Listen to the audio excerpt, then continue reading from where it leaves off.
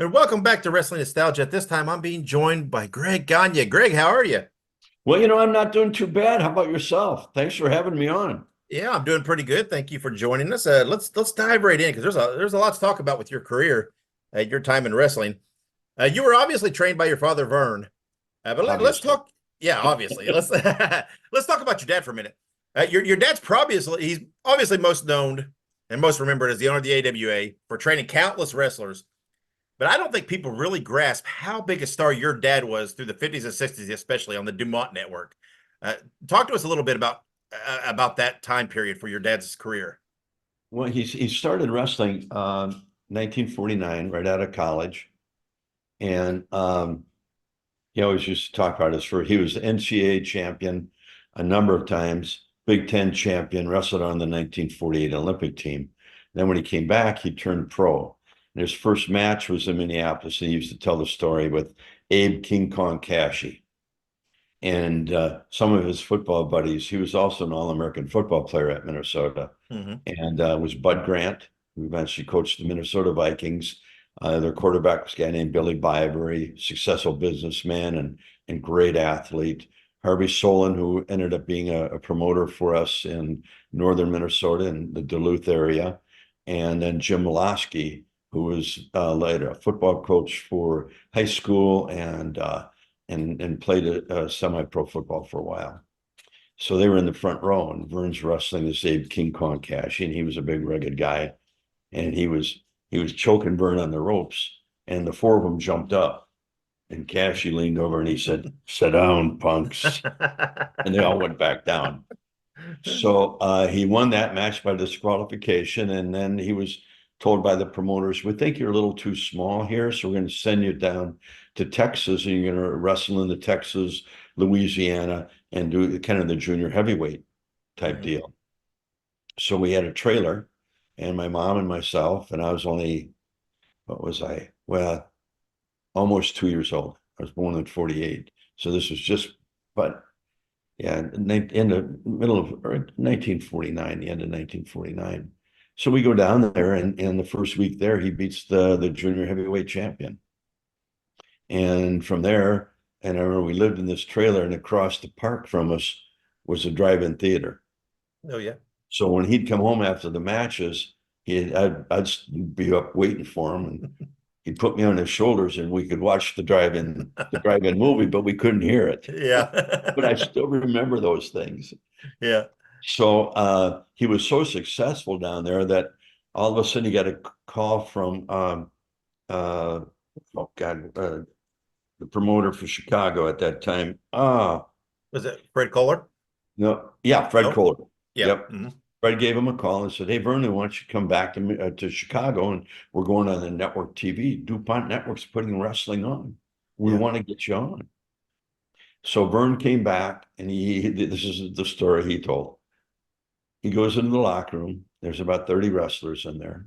And Fred Kohler comes up to say, "Vern, we're glad to have you here."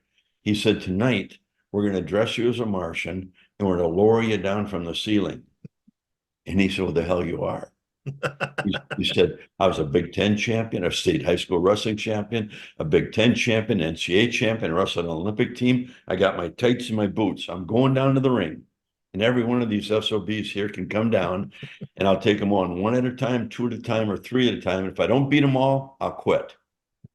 Nobody got in the ring with him. He stood down there for 10 minutes. Nobody came down. So Fred let him go in the ring with his tights and boots.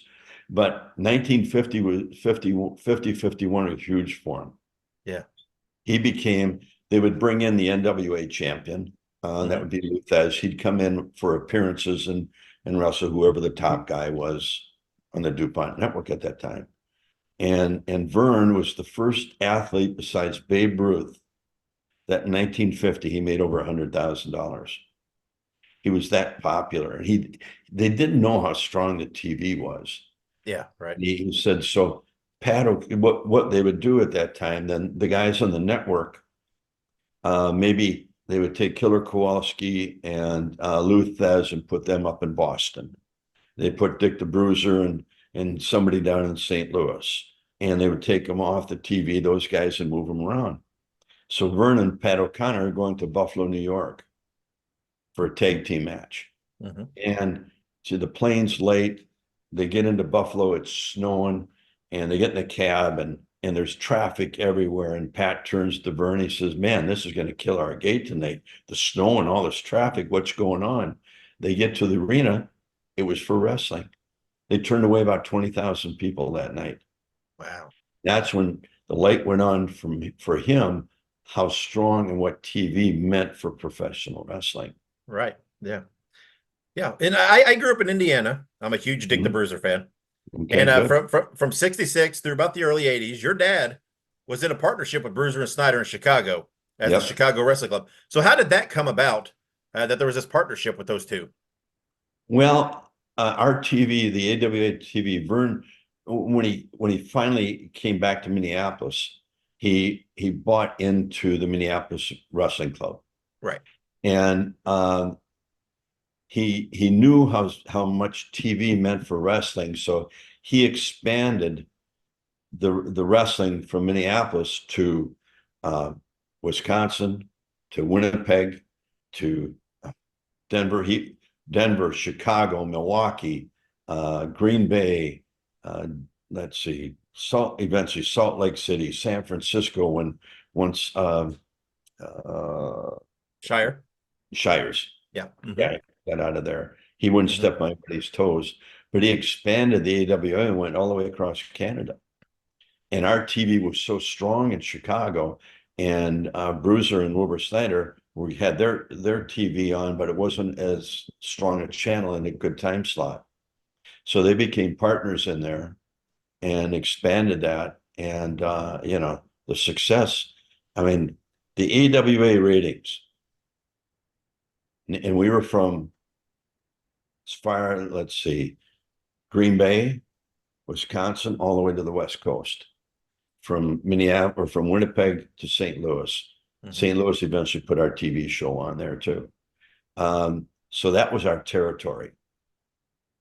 And we were getting television ratings of a 24 rating with a 64 share of the audience in the AWA.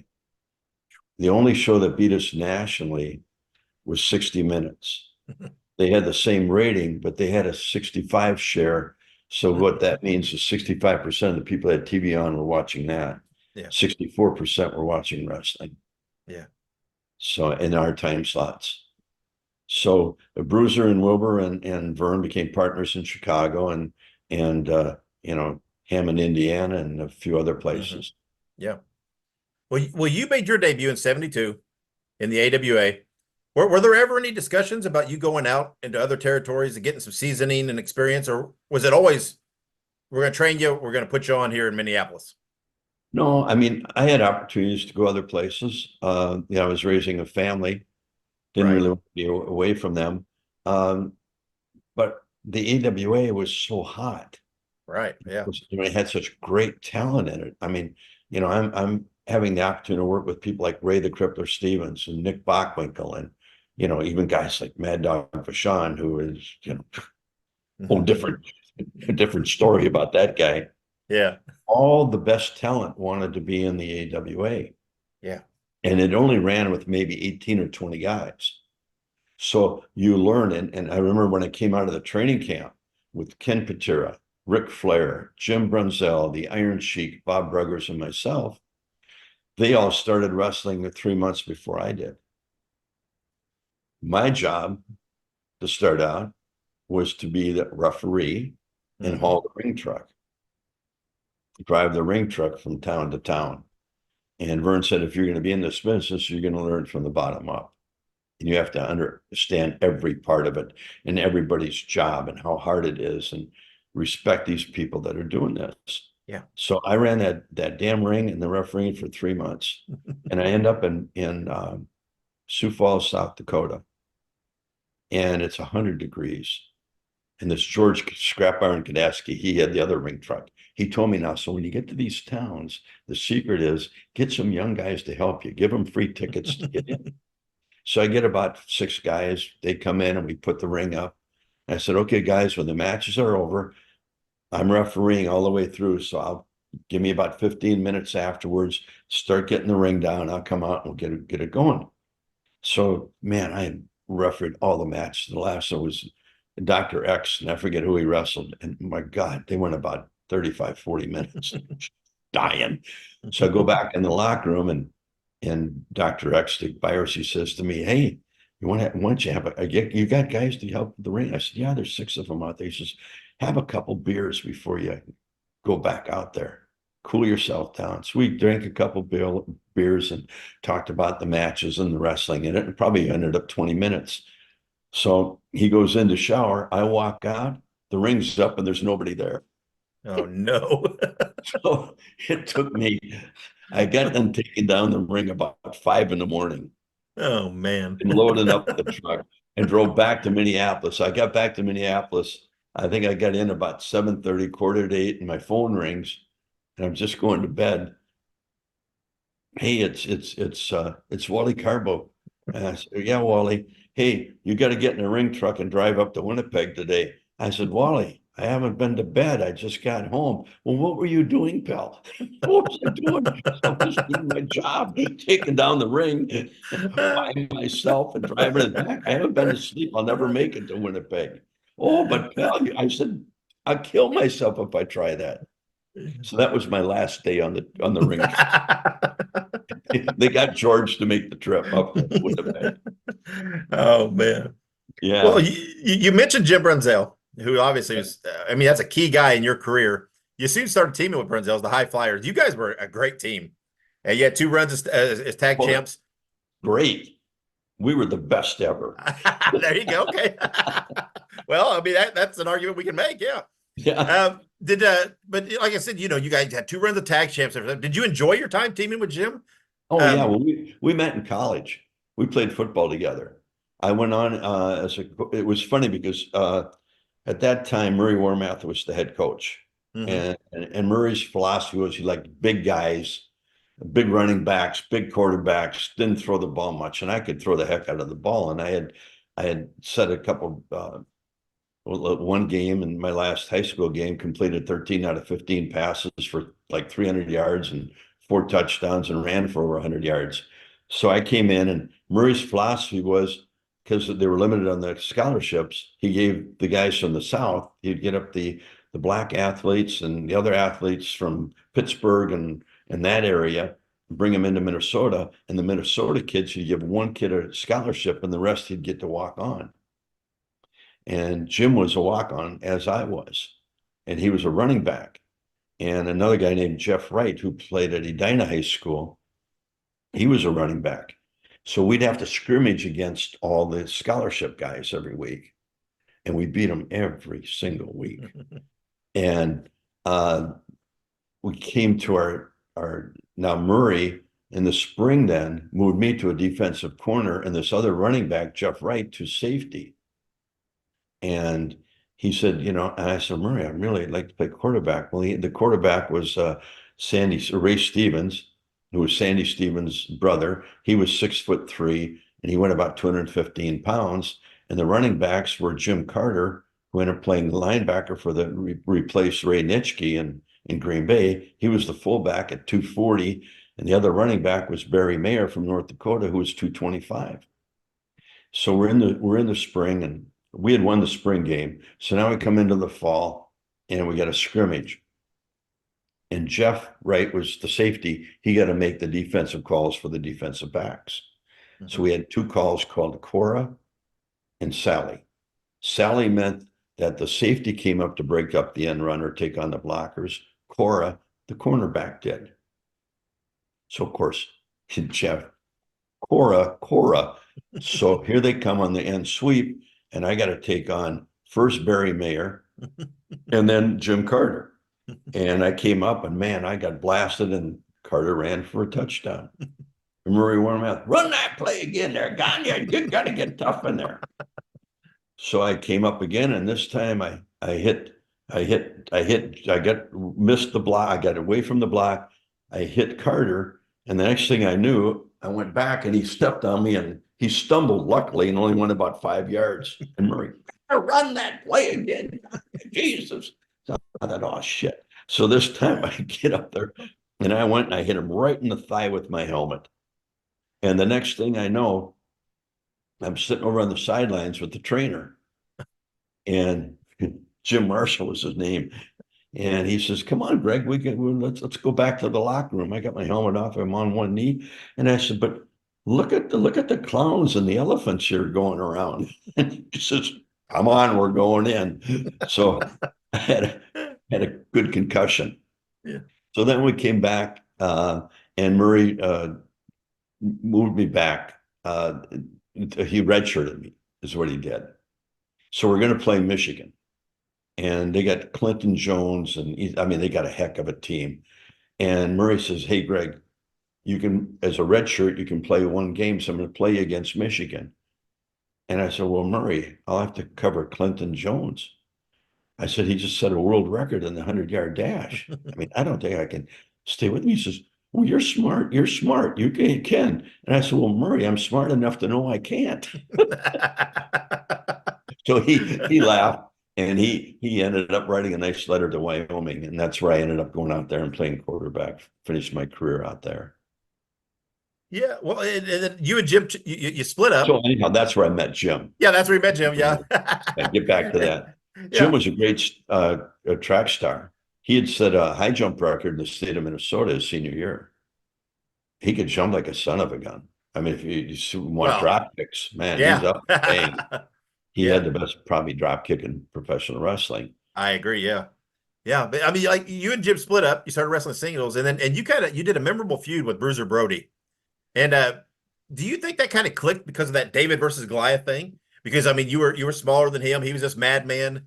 Man, it just clicked. Didn't it? And who would ever thought that? Yeah. I didn't want to wrestle him, but he'd racked me up pretty good. And he wanted, I tell you, when Brody came into Minneapolis in the AWA, he first had Sergeant Slaughter. Hmm.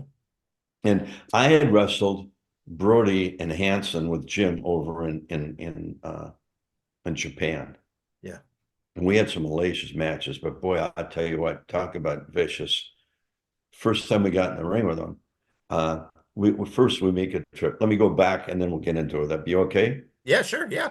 So Jim and I are going to Japan to wrestle in this big tournament they've got there, 2-week tournament, tag teams.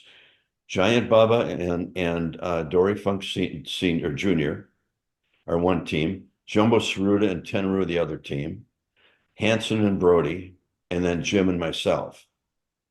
So we finish up in Salt Lake City, and we had won the tag team titles, and they had us on the road every night. We're in Salt Lake City in a cage match with Jerry Blackwell and the Sheik. And Blackwell threw me over the top rope, and my foot hit the top rope and twisted, and my knee burnt like a son of a bee. So we wrestled the match in Salt Lake, and now we have to fly to LA. Get up in the morning, and my knee is like that. Yeah. So we get on the plane, and I asked the flight attendants to get me some ice, and they iced it down. Get into LA. We got about an hour and a half layover. Then we get on the plane, and again, my knee is killing me. They give me ice packs. Fly to Tokyo. We get to Tokyo. We got to get right on a plane to Sapporo. We get to Sapporo. We've been in the air now 19 hours. And my knee is just boom, boom, boom. And cab picks us up at the airport, and we had to get dressed in the cab and go right in the ring when we got to Sapporo. And we get in the ring, and we wrestled that night for about 12, 15 minutes and won the match. Next night, we've got Saruta and Tenaru. We wrestled them 52 minutes and won the match. And my knee is absolutely killing me. Next night, we get Giant Bubba and Dory Funk Jr., who was the NWA champion at the time. Mm-hmm. We end up winning that match, and we wrestled about 48 minutes. Knees killing me. Next night, we get Hanson and Brody. Mm. We get in the ring, and all of a sudden, the place erupts. And here comes Hanson and Brody out. And I'm like this talking to Jim. And they come in from behind, or I can see them. Jim can't, and I said, "Geez, look out!" Jim gets hit with the chain. I get hit with the cowbell. Out of the ring we go. They run us through the people into a wall, hit us with a fire extinguisher. We both cut up, and we're fighting to get back to the ring. And I got this knee all wrapped up, and I'm just limping on it. And this little Japanese guy gets up and his chair falls down. So I grab it and I take it and I throw it like a frisbee.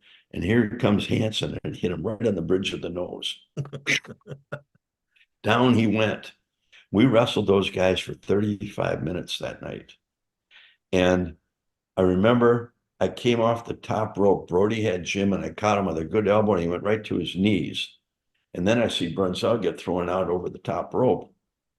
And as I look up, Brody puts a bear hug on me, arms to my side, strapped down, and his head's about here. And all I can see is Hanson coming across the ring. Oh, wow. And that was the last thing I remembered. So they won that night. And we went on, and the knee is absolutely killing me.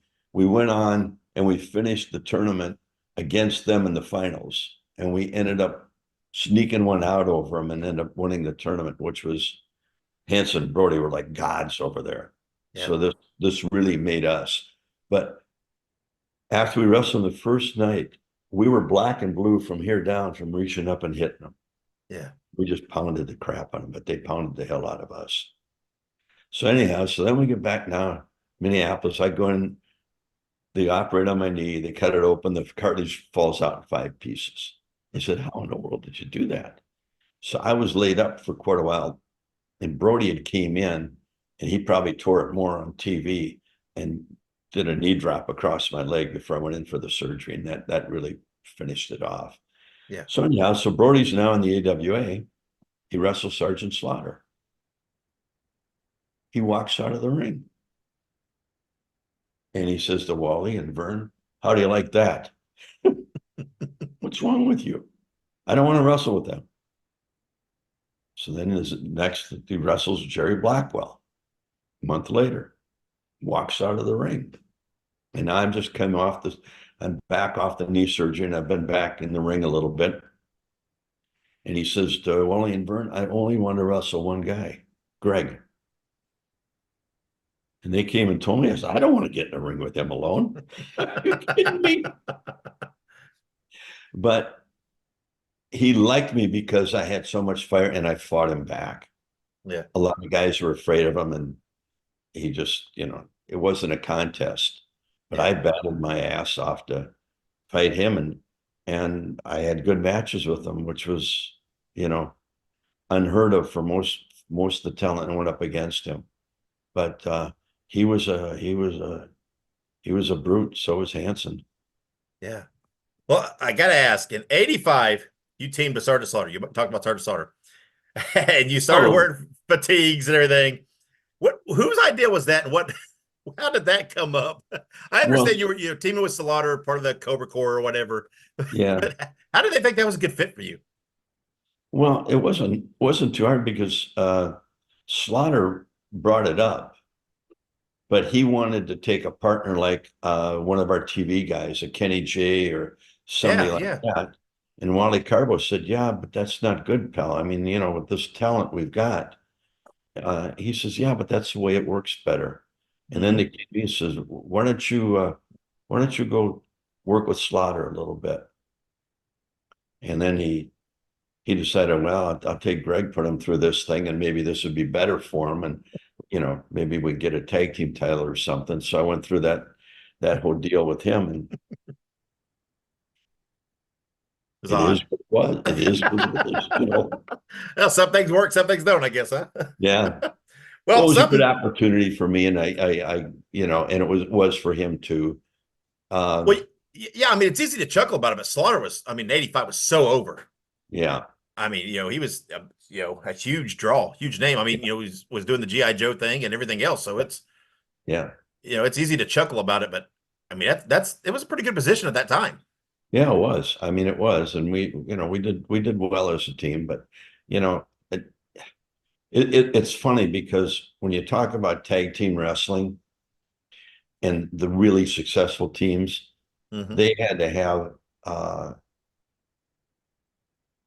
they had to think alike, and they had Right. to really, I mean, the Rock and Roll Express. I mean, and the guys that were established like that, where we were really, when Jim came back and we became a team, we just meshed. We could think alike. We'd had the same background training. We knew when to do something, when not to do it. And when you get it, just you take a cold partner, you don't have that rhythm and that same feel in the ring, the continuity that you have with a established partner that you can trust. Right.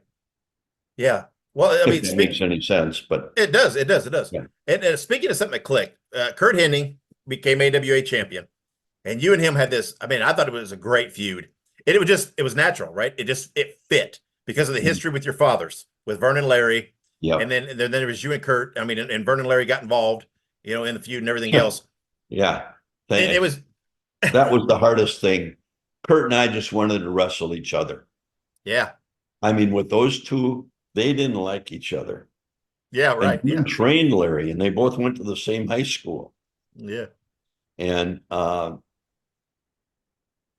God, it was hard. The two of us are in the ring, Vern screaming at me, Larry screaming at Kurt, do this, do that. And we're going, fuck, just let us go.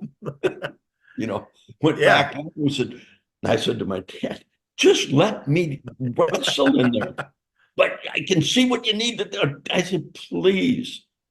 And Kurt was the same thing with his dad. He said, God almighty, just let the two of us go. But they couldn't help themselves. And Right. we had better matches when they weren't in the same town Yeah, yeah, when they right. were there. Yeah. Yeah. Um, yeah, and I would ask the one thing that's always odd to me, you never had a run with the title, right? There was that time with Kurt. There was later, when Zbyszko won the title that I thought it was your time then. Why is that? Why did your dad never give you a run? Did they just feel you didn't need it? Or what? I mean, what was it? I just even if I it's a don't know. short reign, You it's know, so peculiar to me. I don't think I really wanted it. I mean, it would have been nice, but because dad had, so they always say, well, you just got it because of Vern. Yeah, okay. You know, I'd rather have gone somewhere else and wrestled and had the opportunity, because I think I could have carried it well. Yeah. But uh, but I wouldn't. I don't think I would have felt comfortable really because of that. Yeah. And with Vern's, he was such a strong personality. I'm Right. always compared to him, and oh, you're just getting that because you're Vern's kid, Yeah. and Right. that's why I wasn't. Yeah. I see that because I mean, it does seem like a natural thing, but it would be hard. I mean, you're probably already trying to battle to get out from under the shadow and do your own Yeah. thing a little bit, and Well, I kind that of, would make it worse. one thing my dad told me when we started wrestling, he said, people are going to compare you to me, and Yeah. they're going to say you're following in your father's footsteps, which you are, but make your own footsteps and be your own personality. Don't try to be me. I mean, some of the stuff he taught us, our moves are going to be like his, but just be yourself.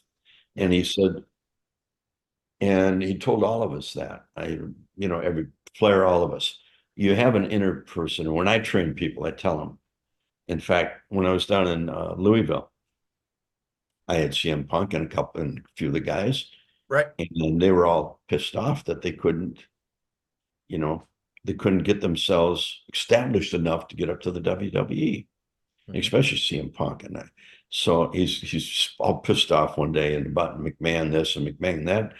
And I took the guys out the night before and got them drunk. Then the real them comes out. And I said, now, you guys, if you can project what you were telling me last night and how you were telling me, that's the real you. And if you can establish that real personality that you really are, and don't try to be somebody you're not, you'll be successful. So Punk is, and I said, okay, get on and do an interview and tell me how bad you hate McMahon. And we taped it. Oh, man. And he went off. And it wasn't shortly after that he got called up. Well, But that was the hardest thing to teach people because they would see somebody they liked and they would try to imitate them or be like them. And you can't do that. We yeah, all have right. an inner personality. The real personality is inside. And a lot of people are just too inhibited to let it out. And once you become uninhibited and you let out your real feelings and who you really are, then you'll be successful. And that's what Yeah, Vern used to tell me, and he told all of us. yeah, And, that was part of a lot of the guys that go and train to be a wrestler. Nobody teaches them that other stuff, the whole psychology and they learn the moves, but they don't learn the psychology and the who you really are. And right, once you establish that, you can be successful in the sport. right. Well, late the Make like any we sense to you? it does, yeah, absolutely. And we mentioned Larry Zbyszko. Late in the AWA, he had a run as the world champion, and I always thought Larry was so underappreciated as a world champion because it's such a good heel champion in my eyes. I always liked Larry, his work, obviously his work on the mic. He was a great talker.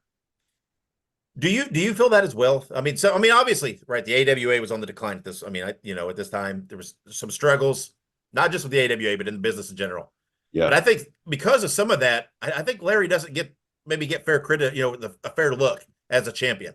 Well, that's a tough one for me to answer. It really is because he married my sister. Right. I was going to bring it up. He's obviously your brother-in-law, so it's a little. But Larry, um, the style that the AWA had was different than what the WWE had or Mhm. the or WWF at that time, different than what Nashville, what they ran, different than what Georgia ran. Florida was more like Minnesota, but it was a lot of the wild stuff because they had those personalities down there. Vern had such a background in wrestling that the people that came in had to wrestle. And Vern would send people up to Vince McMahon Sr. I'll give you a prime example. Billy Graham. Mhm. Billy's wrestling for the AWA and he's got a big feud going with Wahoo McDaniel. Mhm. And these events he's going to finish up. So Vern gets him, he calls uh, Vince Sr. and says, "Hey, I've got superstar Billy Graham here." So what they did, they'd send him up and he'd do TV for 6 months. Then he'd finish up for us. He'd go up there. He'd be successful. Bobby Duncan, Mhm. Jack Lanza. They did it the same way. And they all were main events with Bruno. Sure. The New York guys would come to Minneapolis and not one of them, Pedro Morales came in after being world champion. He never made it past the second or maybe the third match on the card because it was a different style. Right. Yeah. The AWA was you had to be able to wrestle and prove that you were a wrestler. And Vern, it was holds and counter holds. The shit we do in that barn was unbelievable. 6 hours a day, 6 days a week. And we did that for 3 months. So when we came out of there, prime example, Jim and I went to Atlanta. They Mhm. sent us down there to wrestle Bob Orton Sr. and Dick Slater. Our first match, we're in Columbus, Ohio. We walk in the locker room, it was Brute Bernard. And I went down and sat down by him. I said, "Hi, I'm Greg Gagne." He says, "Your father is a sucker." I won't say all of it. There's another part to the front of that. Yeah. Okay. Well, I'm sure he thought you were too. And he looked at me. I said, "Hey, if you have a problem with me, hey, what do you need? What do we need to do?" So him and his manager got to walk to the other locker room. So Jim and I got up and we followed him in there. And I sat down and I said, "Hey, do we have a problem?" And he said, "No, we don't." But we all had a reputation coming out of Vern's camp that we were pretty salty. We not only knew how to wrestle professional, but we knew how to submission wrestling and how to handle ourselves. And that really, the light went on for Jim and I that, you know what? These guys respect us quite a bit. Yeah. We never back down from anybody. So then we went out that night and we wrestled on the second match against Rip Hawk and what was the big guy's name? Dr. Jerry Graham. Yep. And they were at the end of their career. Yeah. We ended up wrestling like 22 minutes with them, and nobody knew us in Columbus, Georgia. The place was sold out and it was standing. And guys were pissed off because they couldn't follow our match. And the booker then, instead of getting us ready for Orton and Slaughter, we had to wrestle Bob Backlund and Jerry Briscoe in clean matches for the next 2 weeks. And we went into Barnett and I said, Jim, you brought us in here to wrestle your champions, and we're wrestling clean matches every night. And we're missing all these people. We're missing Denver and San Francisco and Chicago and Milwaukee. And those are big paydays for us. And we only made $500 a week in Georgia. Shit, we'd make more than that in one night in Denver. So after 2 weeks, we just said, we're done. We're going. Yeah. I mean, so the biggest difference between the AWA and what the WWF at that time was doing, theirs was punching and kicking. Larry fit in perfect with that. Yep. That style. When you got back to the AWA, you had to wrestle. Larry was pretty good, but we had a harder time with him than anybody I think we were in the ring with. And it just, we couldn't get the crowd into it. Yeah. And I don't, because his style was slow down, methodical, and it wasn't the pace that you needed in the AWA. I mean, he could wrestle. He was good that way, but it was just, it was a slower, methodical type match. And our championship matches were solid. They told a story, and Larry was good at doing that, but he never really got accepted that well by the public as a world champion. Right. Because his style was so different. Right. Does that make any sense to you? It does. Yeah. Yeah. And during that time, late 90, the AWA kind of went active. It officially closed up in 1991. From your side, right? Because you were obviously quote unquote management, essentially. What led to the decline and the closing there of the AWA? Everybody says McMahon, but That's what it was. yeah. I mean, when I ended up working for the WWE. Right. Yeah. Okay. So we're on the plane going to Los Angeles from New York. And Stephanie's in front of me, Triple H. Vince is over to the right. We're on their jet. I'm behind Stephanie. She turns around and she says, my dad made Hulk Hogan. I went, who are you kidding? Who are you kidding? Yeah. And I got a look from everybody on the plane. I said, he came to us. He couldn't hold his hands up. Vern worked with the Hulk on his interviews. He worked with them. The shirt tearing. We're wrestling in Chicago. And they put Jim and I with Hulk a lot so he could learn the pace, and we would sell our asses off, and all he had to do was make a comeback. And we're in Chicago. We're wrestling Bockwinkel, Stevens, and Pat Patterson, and Bobby Heenan in their corner. And they get in the ring, sold out, the Horizon. We come down and we get in the ring and they bail out. And Hogan does his pose. I said, Jim, grab his t-shirt. He grabbed one side, I grabbed the other, and we tore it off real slow. And those people went through the roof. And that's how he got that. And he'll tell you that.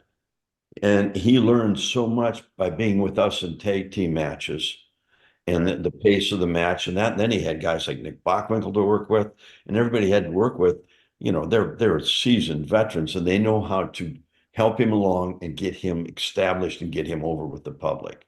Well, there was a reason that when Hogan went to New York, he wanted Bobby Heenan there. He wanted David Schultz there. the guys that helped make him in Minneapolis, he wanted them in New York with him. He wanted all of us there. That's right. He Yep. called me. Brenzel left.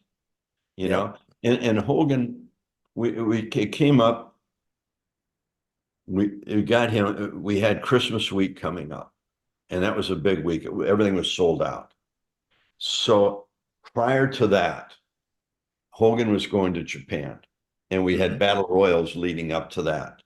And Hogan was hoping to wrestle Bockwinkel for the title. Well, we finished up in Phoenix. Hogan got on a plane to Japan. Andre the Giant was in Vegas or in Phoenix that night.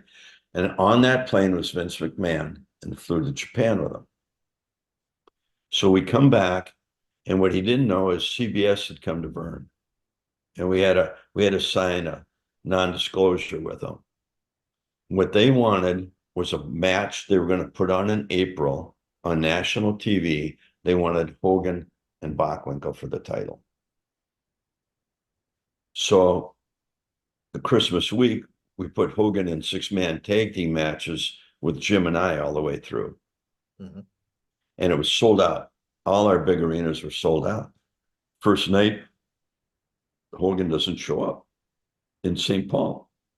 And I called him at home. I said, "Hey, what are you doing? Why didn't you show up?" I cut a deal with McMahon. I said, "Well, you know, you can cut a deal." I said, "When did you go?" "Well, in January." I said, "Well, you know, the right way, the proper way to do it, Hulk, is you give your notice, you fulfill your commitments, and then you'll be released. There's no problem. But you don't just not show up."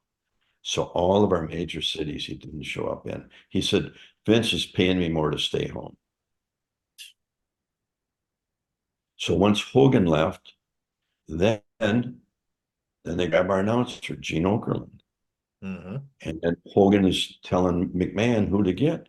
They called. He had Gene Okerlund call me 4 or 5 times. "When are you coming?" I said, "I'm not walking out on my dad. What's wrong with you?" Yeah. So, you know, he had his run in New York, and they didn't know what to do with him. Vince didn't create him. He was the Hulk, but he didn't know how to be the Hulk. Vern showed him a lot of things to do and how to make that comeback. Just start there and shake and shake. Yep. And had all those good people, you know, Bockwinkel, Ray Stevens, all these great, Bobby Duncan, all to work with, that made him look fantastic. And then in the tag match with that, he learned the pace. And, you know, we'd sell our asses off for the big ass and then tag him, and he'd get that big comeback and go home. He was the hero.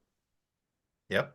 You know, so I don't hold it against him, but it was once that started, and then Vince started picking off, you know, he needed to get the AWA, because we had the biggest territory, covered the biggest territory in the country, and we had the best talent. Right. You know, I mean, he could have, you know, there was a few guys. Bobby Heenan came and told us he was leaving, but he fulfilled his commitments before he left. My partner Brenzel didn't. He didn't show up in Winnipeg in a sold-out arena when we were wrestling the Road Warriors for the world title, and didn't show. And here is a guy who was trained, who Vern put all that time in, 3 months, 6 days a week, 6 hours a day, training him to be a professional wrestler. And he walked out. Yep. But they were throwing money at these guys, and Vince was telling them what to do, and they were doing it. Right. Yeah. And then once you started getting our talent, then he started grabbing all the other big names around the country, you know. Yeah. Crockett's tried to, you know, hold in there as long as they could. They thought they could battle him. They had a lot of great talent there, but, you know. Yeah. Yeah. Well, I mean, and it's something else, obviously, the AWA is known for, is you guys, a lot of people don't realize, you guys had the first action figures produced in America with Remco from 84 to 86. And now you're back in the action figure We're business back with Power Town. So tell us a little bit about Power Oh Town, my how that God, came together. it's so exciting. Steve Rosenthal, he was the gentleman that really he first came to Vince way back and wanted to do action figures with him. And Vince kind of poo-pooed him off, and he didn't know what to do. His kid they lived in the East Coast. His kid was a wrestling fan of the WWF at that time. And so that's why he went to Vince. And he used to tell the story. I went into Vince, I gave my proposal, and he said, well, you need to change this and this on the contract. He went back, changed the contract, came back. Okay, I need some upfront money. So he gave him 25 grand up front. And he said, but I need a couple more things changed. He went, came back the third time. He was telling me the story. He says, I get in there and Vince says, hey, do you know these people? And he had a magazine and he threw it at him. He says, yeah, these are my competitors. He said, well, I just signed a deal with them. So Steve was, he's put this big pitch to Remco about these action figures. She didn't know what to do. And he found about the AWA and about Vern, and he came and cut a deal with us. And he'll tell you to this day, he said, it was so refreshing because here was someone, his word was his contract. Yeah. We did a handshake, we did it, and it was the most successful action figure for wrestling that was ever put out. And he did it for 8 years and retired. So, about a year and a half ago, 2 years ago, I get this phone call. Greg, Steve Rosenthal. Hey, Steve, how you doing? He says, I got an idea. I said, what's your idea? I want to get back in the business, action figures. I said, well, the WWE has them, AEW has them. I said, the only way I think it could be successful is let's tell the story of professional wrestling. Let's go back to 1950 when it was on TV, and I contact the families, Hardball Haggerty, Yukon Eric, Don Leo Jonathan, Dick the Bruiser, the Crusher, Hunt Schmidt, Vern, Wilbur Snyder, all the guys that made that DuPont network. Lou Thez, can you get them? I said, I'll get them. So I started getting them, and we're up to 255 contracts. And we came out with our first line. You probably saw that. Yeah. The Ultra line. We have two gentlemen from the McFarlane Group that help us with that. And we wanted to put out the best figures that have ever been put out. They're a little bigger than everybody else's. They're more realistic. We gave a story on the inside of the packet, and we've sold out. Yep. So now, just announced, and it just came out today. Yep. The Remco line. Mm-hmm. Did you see that line? I did. I got to get that the Bobo Brazil. Bobo Brazil. Well, I just talked to my partner in this one of my partners is Magnum TA. Right, sure. And he's done a phenomenal job. He was on the first run, and on the Remco line, we've got the Rock and Roll Express, we got Nick Bockwinkel, Bobo Brazil, Missing Link. Mm-hmm. He's never been done. Nope. Jim Duggan, I think's in it. Jim Duggan. So, we try to with our Ultra line, they're very expensive to make. They cost us $27,000 a mold. Yeah. And we can only do about 6 at a time. So we've got it laid out now where every month, hopefully we can come out with pre-sales. We need to do the pre-sales, and then the people will order them, and then we'll get them made and we'll get them out to them. Yeah. But I got a report from TA just before we went on the air. He said they are going like crazy today on the Remco line. So if people want to do the pre-sale, get them now. Yeah. When they're gone, they're gone. Yeah. Well, like I said, I'm definitely pre-ordering the Bobo. I'm a Midwest guy. I've always wanted a Bobo Brazil figure. And like I said, music to my ears when you mentioned the name Dick the Bruiser. Another guy, never in figure. And he's going to have one. Him and the Crusher. Yeah. Crusher's had one. Dick hasn't. He'll be coming up. He'll be in the Ultra line first, I would imagine. Yeah. And see, that's the thing. Not only are these great figures, they look great and they're super detailed, but that's, to me, is the greatest thing is these guys that have never had figures, that have never been produced an action figure, and here they are, and that's just amazing. Well, and I had to find the families, and I'm telling you, I would spend 8 to 12 hours a day on the phone every day. Yeah, I And bet. a great story. Don Leo, Jonathan's wife, Yeah. Rosalie. So I call her and tell her what we want to do. And she said, well, let me talk to my son, and talk to the son, gave him the pitch. And Rosalie was very nice. I mean, 85 years old, just sharp as a tack. So I called her up one day and I said, hey, Rosalie. And she said, I said, Rosalie, are you okay? She says, Greg, you caught me right in the middle of my workout. I said, fantastic. You know, and they would all tell me stories Yeah, about their husbands or their parents, you know, and it was, yeah, and like I say, 8 to 12 hours a day. And I was going out of my mind, but it was so refreshing. And it's something that we want to do for the talent that built this industry. sure. Yeah. Everybody says, oh, Vince McMahon. Well, there was before Vince. It was the Yep. DuPont network that built professional wrestling, the Antonio Yep. Rockas and Edward Carpentiers, the Vern Gagnes, Wilbur Snyder's, Dick the Bruiser, Hans Schmidt, Hmm. Yukon Eric, and we've got all those people signed. Yeah. And we've got the little people signed. We've got the ladies signed. We've got announcers signed. So it's Yeah. just it takes a while to get them Sure. out. And that's why we're Yep. doing the pre-sales and the orders on them. I saw Kerry Von Erich the other day, Hmm. $1,500 online. Yep. Yep. Pretty wild. So Yeah. what's the best way for people to follow Power Town? You're on pretty much, I think, pretty much all social media platforms, right? Look up Power Well, Town I Wrestling. look for all of them. We're trying to get on all of them. That's where we're on it. But go to powertown.com Okay. or And that's a powertownwrestling.com. It'll get you there. It'll show you the figures and what's coming up and how to order. Uh, we should be, I saw big stuff on Instagram today on it. mhm. I'm sure our social media people are getting on it and it should be all over. But boy, don't miss the opportunity, because once they're gone, they're gone. Yeah, and like you said, the first series of that, the Remco line, they're on pre-order now. So people They're need to on jump on pre-order it. now. Go to powertown.com, get those pre-ordered. Because like you said, that's that's it. And I mean, unless you're going to play that huge markup on eBay or whatever, it's Yeah. it's it's best to get on it now and do the Well, I'll pre-order. tell you, Barb Goodish, Mm-hmm. Bruiser Brody. Brody's wife, Yep. her and I were at an event in North Carolina. Mm-hmm. And I said, bring some of the action figures. We give everybody 20. She brought six, and I brought six, and Stan Hansen was there. He brought six. Yep. We signed them. They wanted them signed, and they were giving us $125 for them. Yeah. And we sold out of them Yeah. That's right. in just in like 20 minutes. Barb, Yeah. we came back and she said, oh, I forgot to bring the action figure. I still just go up and get them. So we go up to our room, we came back and we just walked around the bar with them and we sold them all.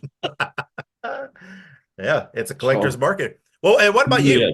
Are you still? You said you're in Charlotte. Are you still doing appearances out at some conventions and Yeah, things? I do them. Yeah. So what? You know, How can people keep? Is there a central way to keep track of you personally and any appearances that you might be doing? well, they can go, I guess they could go to my just the email if they wanted to email me, Yeah. Greg All right. Gagne, Yeah. Well, you're also. 27 at Go ahead. I'm sorry. gmail.com. Yeah, and you're on Instagram, right? That's your. I'm on Instagram, Gagne.Greg on Instagram. You can go there. And if you want me for an appearance and we work out a good deal for everybody, Yeah, we'll be sounds good. there. Because I mean, I've seen you out there doing some Megan things. PA is another partner of mine, and he's a little harder for him to make appearances, but he will make them Yeah. if they're close enough for him. Yeah.